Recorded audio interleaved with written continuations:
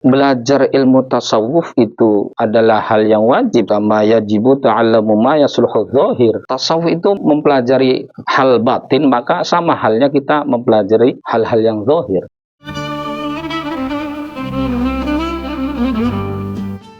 Assalamualaikum warahmatullahi wabarakatuh. Pemirsa kaum muslimin muslimat dimanapun Anda berada, kita di pertemuan perdana ini akan mengaji kitab tasawuf, yaitu kitab Kifayatul Atqiya wa Minhajil Asfiya.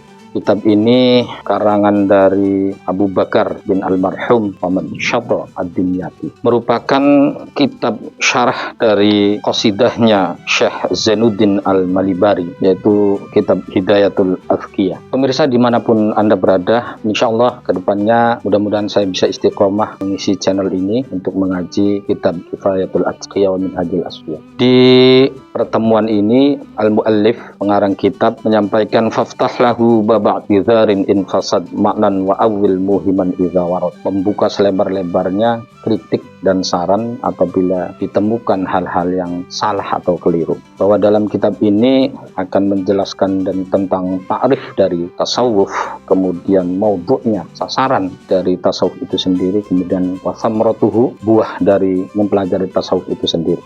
Baik, yang pertama bahwa ta'rif dari tasawuf adalah ilmun yu'rafu bihi ahwalun nafsi wa sifatuha adz-dzamimatu wal hamidatu, bahwa ilmu tasawuf itu adalah ilmu untuk mengetahui dari tingkah atau gerak hati kita dan sifat-sifatnya dikala kita mendapatkan celah atau direndahkan oleh orang lain, atau kemudian bagaimana reaksi kita ketika kita mendapatkan pujian dari orang lain. Maka dari mempelajari tasawuf ini kita berharap bahwa kita tetap dalam keadaan yang sama, yang stabil ketika kita direndahkan orang lain ataupun sebaliknya kita dipuji oleh orang lain.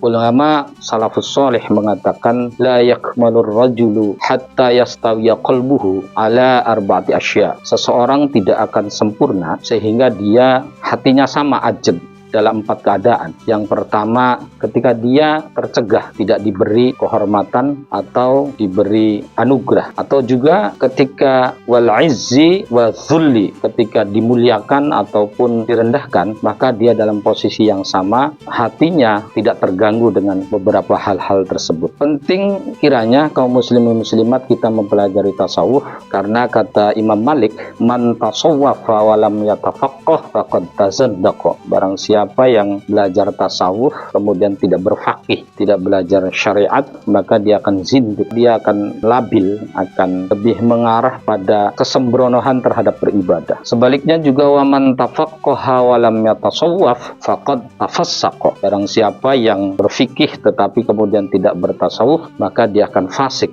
menganggap dirinya paling benar, orang lain salah, kemudian hatinya kering dan sering menghujat dan mencela. Maka wa man jama'a bainahuma faqad tahaqqaqa. Barang siapa yang mampu untuk mengumpulkan keduanya, maka dia hakikatnya mampu berjalan dalam jalan yang baik, yang benar. Selanjutnya bahwa amma mawdu'uhu fa huwa an-nafsu min haitsu ma yu'radu laha minal ahwali was sifati, bahwa maudhu' sasaran dari tasawuf ini adalah tentu hati kita, bagaimana kita bisa melepaskan diri dari gemerlapnya dunia yang kemudian dituju hanya Allah Subhanahu wa taala. Tidak banyak dari di antara kita yang tujuan dari hidupnya adalah Allah Subhanahu wa taala. Tentu sangat berat kita meninggalkan perkara-perkara dunia, tetapi setidaknya setelah kita mengaji tasawuf ada hal-hal yang menghentikan kita untuk tidak terlalu hubbud dunya, tidak terlalu bersemangat di dalam hal dunia kemudian meninggalkan akhirat. Bahwa belajar ilmu tasawuf itu adalah hal yang wajib, sama seperti halnya kita mempelajari fikih dan ilmu-ilmu yang lainnya. Kama yajibu ta'allamu ma yasluhu dzahir. Tasawuf itu mempelajari hal batin, maka sama halnya kita mempelajari hal-hal yang zahir. Berfikih kita belajar hal yang zahir, berwudu, sholat yang baik, mengetahui rukun-rukunnya. Sama juga kita menyelami hal-hal batin kita. Kadzalika yajibu ta'lamu ma yasluhul batin.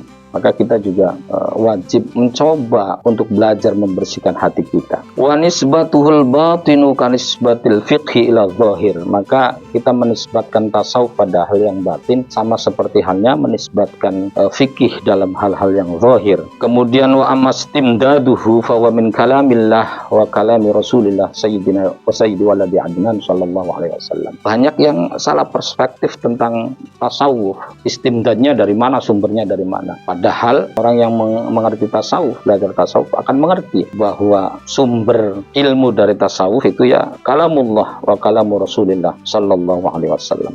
Selanjutnya pada bait berikutnya al-muallif mengatakan dalam qasidahnya, la tas'alanna bani adam hajatan wa salilladzi abwabahu la tuhjam.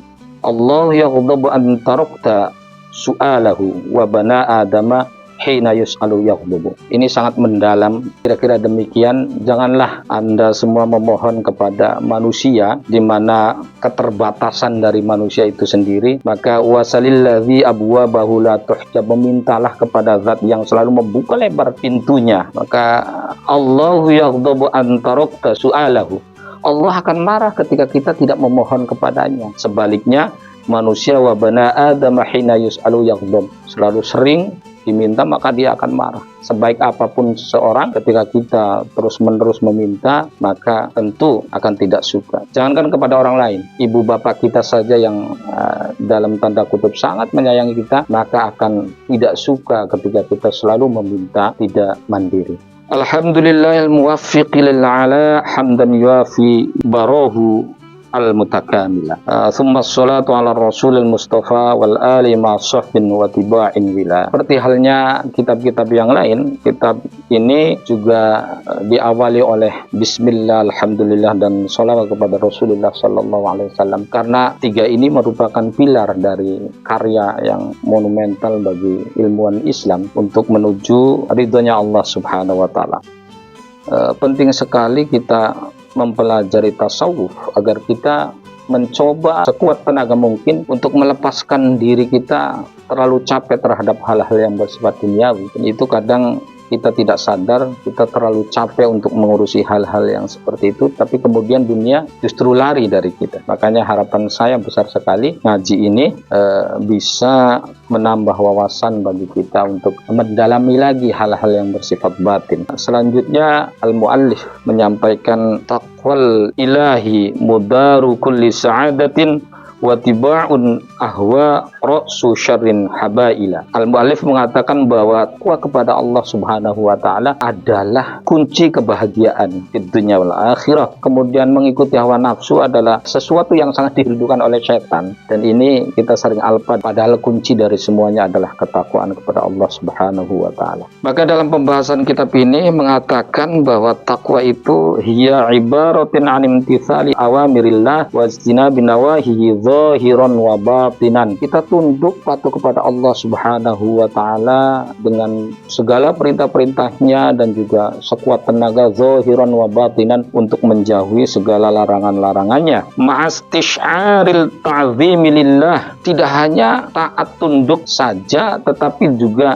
dengan perasaan ta'zim kepada Allah Subhanahu wa taala, wal haibati wal khasyati war rahbati minallahi taala, juga dengan perasaan takut apabila melakukan kesalahan atau kemaksiatan. Banyak yang diantara kita itu salah di dalam memaknai hidup, bahwa dengan dalih bahwa Allah adalah zat yang sangat mudah mengampuni kita, kemudian kita gampang melakukan kesalahan. Ini adalah sebuah kesalahan yang fatal bagi kita. Bahwa Allah Al-Ghaffar, gampang atau mudah mengampuni kita, bukan berarti itu menjadi alasan kita gampang juga melakukan dosa. Kemudian waqala ba'duhum, sebagian ulama mengatakan bahwa ayat taqiyal abdu ma siwahu ta'ala, bahwa takwa itu adalah rasa takut seorang hamba untuk ingat kepada selainnya Allah Subhanahu wa taala. Seperti yang awal saya katakan tadi, bahwa seorang hamba semestinya melepaskan semua hal-hal yang selain Allah Subhanahu wa taala, meskipun ini adalah tingkatan orang-orang yang tertentu yang merupakan pilihan Allah Subhanahu wa taala.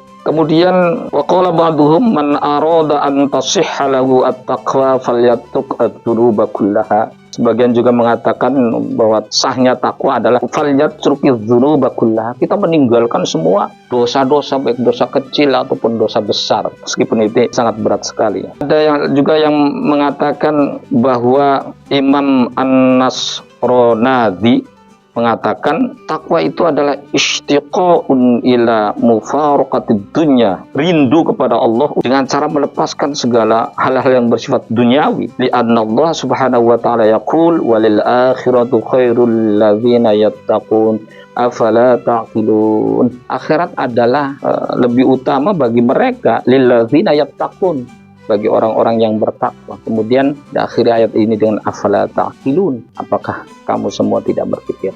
Demikian yang bisa saya sampaikan pada episode ngaji ini, mudah-mudahan bermanfaat. Assalamualaikum warahmatullahi wabarakatuh. Ikhbar.com mengabarkan kebaikan.